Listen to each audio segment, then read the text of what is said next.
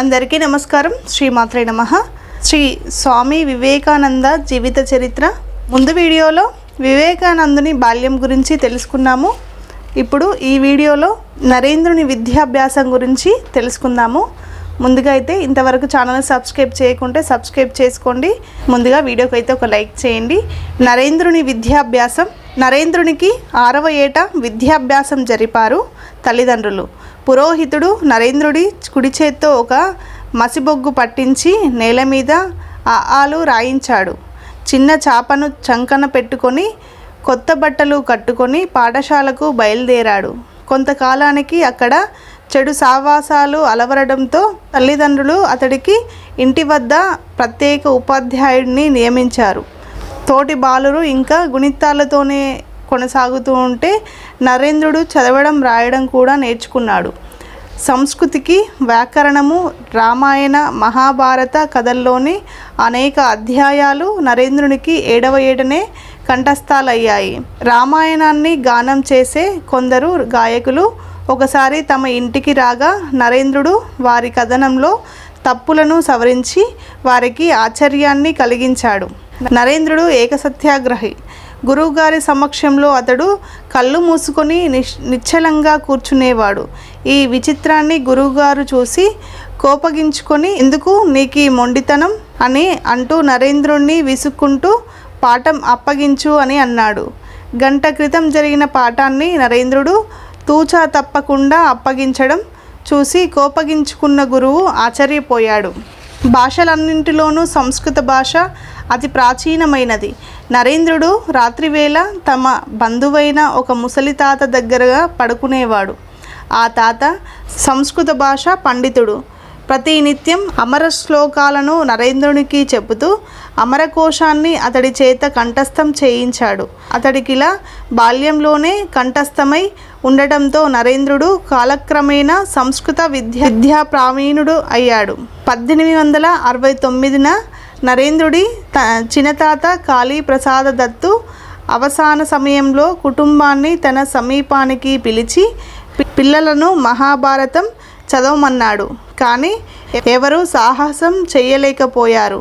అప్పుడు నరేంద్రుడు మహాభారత పుస్తకాన్ని తెరిచి భక్తి జ్ఞానాలనే పక్షాలతో జీవుడు ఆత్మైక భావాన్ని ఎలా ఎగురుతాడో తెలిపే గరుడిని ఊర్ధ్వగమన ఘట్టాన్ని చెవులకింపుగా చదివి వినిపించాడు. కాళీప్రసాద దత్తుడు నరేంద్రుడిని దగ్గరకు పిలిచి, నీకు మహోన్నతమైన నలుగురిని ఆకర్షించడం ప్రతిభావంతుల లక్షణం కదా. వివేకానందుడు బాల్యంలోనే బాలల బృందానికి నాయకుడిలా వ్యవహరించడం ఆశ్చర్యం కాబోదు. నరేంద్రుడు తమ నాయకుడని తోటి బాలురందరూ గర్వపడేవారు. ఆటల్లో నాయకుడు నరేంద్రుడే. గోళీలతో ఆడటం, కుస్తీలు పట్టడం ఆటలంటే నరేంద్రునికి చాలా ఇష్టము. తోటి బాలురు తమ తగాదాలను తీర్చడానికి నరేంద్రుడిని మధ్యవర్తిగా ఎంచుకునేవారు. తగవులంటే నరేంద్రునికి అసహ్యం. ఒకప్పుడతడు తోటి బాలురతో పెనుగులాడుతూ పూజా మందిరం మెట్ల మీద నుండి కాలు జారి కింద పడ్డాడు. అతని తల రాయికి తగిలి గాయమైంది. అందువల్ల ఏర్పడిన మచ్చ కుడి కంటిపై భాగంలో జీవితాంతం అలాగే ఉండిపోయింది. నరేంద్రుడి గురువైన శ్రీ రామకృష్ణులు ఆ గాయాన్ని గురించి నరేంద్రుడిని శక్తి సామర్థ్యాలు కొంతవరకు ఆ ప్రమాదంతోనే నిరోధించకబడిపోతే అతడి వల్ల లోకం అల్లాడిపోయేది అని చెప్పి ఉన్నాడు. నరేంద్రుడంటే ఇరుగు పొరుగులకు అమితానందం, ప్రేమ, ఉత్సాహం. అతనికి కన్నా కుమారుడిలా గారాబం చేసుకునేవారు. తన 7వ ఏట ఈశ్వరచంద్ర విద్యాసాగర్ పాఠశాలలో మొదటి సంవత్సరంలో ప్రవేశించాడు. కానీ పట్టుమని 10 నిమిషాలైనా నరేంద్రుడు తన ఉపాధ్యాయుడి సమక్షంలో కూర్చునేవాడు కాదు. బడిని తన ఆటస్థలంగా భావించేవాడు. పాఠాలు జరిగే సమయంలో కూడా తన స్నేహితులను రామాయణ మహాభారతాల్లోనూ తన చమత్కారాలతోనే వినోదిస్తుండేవాడు. ఇలా వినోదిస్తుంటే ఒకసారి ఉపాధ్యాయుడు, నేను మీకేమి చెబుతున్నానో మరలా చెప్పు అని హఠాత్తుగా వారిని అడిగాడు. తోటి బాలురంతా నిశ్శబ్దంగా ఉన్నారు. నరేంద్రుడు ఉపాధ్యాయుడికి ప్రశ్నలన్నింటికీ సరైన సమాధానాలు చెప్పాడు. నరేంద్రుడు నిర్దోషి అని నమ్ముతూ తక్కిన బాలలందరినీ నిలబడండి అంటూ దండించాడు. అప్పుడు నరేంద్రుడు అందరితో మాట్లాడుతున్న వాడిని నేనే అని చెప్పి లేచి నిలబడ్డాడు. ఇటువంటి ధీరోదాత్త గంభీర హృదయమై నరేంద్రునికి అండగా నిలబడింది. పరాయి భాష అయిన ఇంగ్లీష్ని అభ్యసించడానికి మొదట్లో నరేంద్రుడు ఇష్టపడకపోయినా తల్లిదండ్రులు ఉపాధ్యాయుల బలవంతంతో అంగీకరించాడట. బాల్యం నుండి సంపూర్ణ స్వాతంత్ర ప్రియమైన నరేంద్రుడు ఇతరుల బలవంతం వల్లే నిజానికి అందుకు ఒప్పుకున్నాడా అంటే లేదు అనే జవాబు చెప్పాలి. ఆంగ్లంలో తన సందేశంతో పాశ్చాత్య దేశాన్ని ప్రపంచాన్ని ఉర్రూతలూగింది. అతడు శివుని ప్రేరితుడై దానికి అంగీకరించాడని అనుకోవచ్చు. ఆంగ్ల భాష ప్రావీణ్యాన్ని సంపాదించకపోయి ఉంటే నరేంద్రుడు వివేకానందుడు కాకపోయేవాడు. నరేంద్రునికి సన్యాసం అంటే ఆనందం. నేనెప్పుడు సన్యాసిని అవుతానో అని అతను ఎప్పుడూ అనుకుంటూ ఉండేవాడు. అతను సన్యాసి అయినాక ఏ ప్రదేశాలను వెళతాడో, ఎలాంటి ఘనకార్యాలు చేస్తాడో తోటి పిల్లలకు వర్ణించేవాడు. తమ పాఠశాలకు కొత్తగా వచ్చిన పిల్లలను మీ వంశంలో ఎవరైనా సన్యాసులున్నారా అని అడిగేవాడు. వారు ఉన్నారు అని అంటే ఆ పిల్లల పట్ల నరేంద్రునికి ప్రత్యేక గౌరవం ఉంది. నరేంద్రుడిని భయపెట్టడం అసాధ్యం. అతడి మనోధైర్యాన్ని తెలిపే సంఘటనలు అనేకం ఉన్నాయి.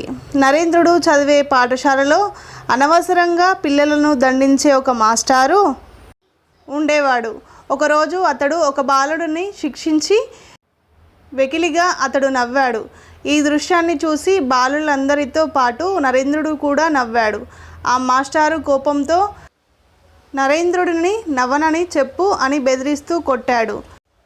ఎంతసేపు బెదిరించి కొట్టినా కూడా నరేంద్రుడు చెప్పడానికి నిరాకరించగా అతడు కోపంతో నరేంద్రుడి చెవులు పట్టుకొని నులుముతూ పైకెత్తడంతో చెవి నుండి రక్తం కారింది. నరేంద్రుడు రోషంతో నా చెవులు నులుమవద్దు, నన్ను దండించడానికి నువ్వెవరు అంటూ పలికాడు. ఇంతలో ఆ పాఠశాలను స్థాపకుడైన ఈశ్వరచంద్ర విద్యాసాగర్ అదృష్టవశాత్తు అక్కడికి రావడం జరిగింది. నరేంద్రుడు జరిగిందంతా విద్యాసాగర్కి చెప్పి ఆ పాఠశాల నుండి తాను వెళ్ళిపోతానని చెప్పాడు. మాస్టారుని విద్యాసాగర్ గట్టిగా మందలించి నరేంద్రుడిని కూడా సముదాయించాడు. తోటి బాలురు తమ నాయకుడైన నరేంద్రుడిని అలా హింసించిన మాస్టారి పట్ల కోపంతో ఉన్నారు. విద్యాసాగర్ అతడిని మందలించాక శాంతపడ్డాడు. ఈ సంఘటన నరేంద్రుడి తల్లి భువనేశ్వరీ దేవికి తెలిసి, నాయనా, నీలో తప్పు లేకపోతే నీకెందుకు భయం? ఏ కట్టెలో నిప్పు ఉంటుందో ఆ కట్టే కాలుతుంది, నిశ్చయంగా నీకు మంచిదని అనిపించిన దాన్ని హరిబ్రహ్మాదులు అడ్డుపడ్డా ఆచరించడం మానవద్దు అని బోధించింది. నరేంద్రునికి తన జీవితం అనే మహావృక్షం ఎన్ని ఘోర యాతనలకు గురి అయినా నిర్భయంగా ఎదిరించి నిలబడడానికి తల్లి బోధించిన మాటలే మూలాధారం. నా మానసిక అభ్యుదయానికి నా తల్లే కారణమని నరేంద్రుడు వివేకానందుడైన తర్వాత చెప్పాడు. నరేంద్రుడి తండ్రి కలకత్తా నగరాన్ని వదిలి రాయపూర్కు వెళ్ళినప్పుడు అతడి ఇంటికి అనేక మంది పండితులు వస్తుండేవారు. నరేంద్రుడు వారి ప్రసంగాలను వింటూ సమయం దొరికినప్పుడల్లా తన భావాలను వాక్చాతుర్యంతో వ్యక్తం చేసేవాడు. కానీ ఎంతటి వృద్ధులైనా తన అభిప్రాయాలను తూలనాడితే హింసించేవాడు కాదు. ఒకరోజు వంగ భాష ప్రావీణుడైన పండితునితో నరేంద్రుడు చర్చలోకి దిగి ప్రమాణ గ్రంథాల నుండి, శాస్త్రాల నుండి అనేక శ్లోకాలను ఉపన్యసించాడు. ఆ నరేంద్రుని చూసి ఆ పండితులు చాలా ఆశ్చర్యపోయారు. నరేంద్రుని తండ్రి విశ్వనాథుడు ఎంతో నేర్పరి. కుమారుడు నరేంద్రుడు ఒకనాడు తల్లిని తిరస్కరించినందుకు అతడిని దండించకుండా నరేంద్రుడు ఈరోజు తన తల్లిని ఇలా నిందించాడు అని నరేంద్రుడు పలికిన పురుషవాక్యాలను అతడి గది గోడ మీద రాశాడు. నరేంద్రుడు ఆ గదిలోకి వెళ్ళినప్పుడల్లా తన మాట్లాడిన మాటలు కళ్ళెదుట కనిపించడంతో వెంటనే పశ్చాత్తాపం చెందాడు. అప్పుడు ఆ తల్లి భువనేశ్వరీ దేవి నరేంద్రుడిని పిలిచి, నీకు ఒక విషయం చెప్తాను, గుర్తుపెట్టుకో అని పక్కన కూర్చోబెట్టుకొని, నీకు ప్రాణభయం కలిగిన అబద్ధమాడకు, ఇతరుల అభిప్రాయాలను గౌరవించు, ఇతరుల స్వాతంత్రంలో ఎప్పుడూ జోక్యం చేసుకోకూడదు, కానీ అవసరమైనప్పుడు అమోఘమైన ధైర్య సాహసాలను ప్రదర్శించు. ఇలాంటి మహోపదేశసారం చెప్పి తమ బిడ్డను పరిపోషించే తల్లులు ఎందరుంటారు. ఇతరుల స్వాతంత్రానికి అడ్డురాకు అనే నరేంద్రుడు ఏ కాలంలోనైనా తన వద్దకు ఏ జాతికి చెందిన శిష్యులు వచ్చినా కూడా వారి స్వభావాలను అనుగుణంగా అభివృద్ధి చెందే విధంగా చెప్పేవాడే కానీ తన అభిప్రాయాలను ఆచరించమని బలవంతం చేయలేదు. నరేంద్రుడు తన తల్లిని సాక్షాత్తు భువనేశ్వరీ దేవిగా తలచాడు. తల్లి మాట అతనికి వేదవాక్యం, మారు పలకడం ఎప్పుడూ లేదు. తల్లిని ఆరాధించని మానవుడు ఎప్పుడూ ఉన్నత స్థితి పొందలేదు అని అతడు నొక్కి వక్కానించి అన్నాడు. అలాగే తండ్రి విశ్వనాథుని పట్ల నరేంద్రునికి గౌరవభావం.